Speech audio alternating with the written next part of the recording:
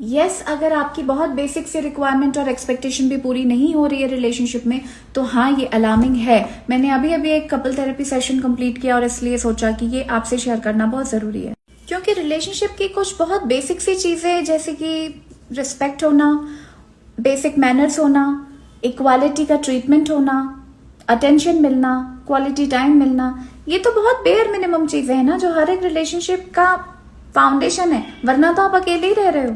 सामने वाले का आपके लिए कमिटेड होना, ऑनेस्ट रहना, सच बोलना, ये कुछ ऐसी चीजें हैं जो रिलेशनशिप को स्ट्रांग बनाती हैं। और अगर ये बेसिक चीजें नहीं हैं तो रिलेशनशिप वैसे भी अपनी जड़ से उखड़ा हुआ है। अगर आपको रोज इन चीजों के लिए लड़ना पड़ता है, डिमांड करना पड़ता है, तो आपका रिलेशनशिप एक अलार्मिंग जगह पे पहुंच चुका है और शायद आप एक दूसरे के लिए सही मैच हो ही नहीं। क्योंकि आपके इतने रिमाइंडर के बाद अगर मैं पार्टनर ए की तरफ से सोचूं, तो अगर ये रिमाइंडर देती जा रही हैं और सामने वाला फिर भी उसको प्रोसेस नहीं कर रहा है, मतलब आप सही मैच नहीं हो ना।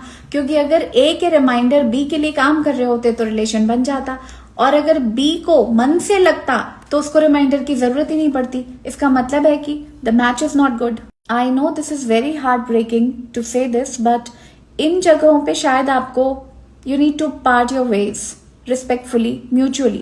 Why? Because you both are hurting maybe each other and yourself as well. Of course ये काफी हार्ट ब्रेकिंग है और कपल्स थेरेपी में कई बार बहुत से अजीब चीजें, फैक्ट सामने आते हैं जो पूरे दिन के लिए एक मेंटल थॉट दे देते हैं।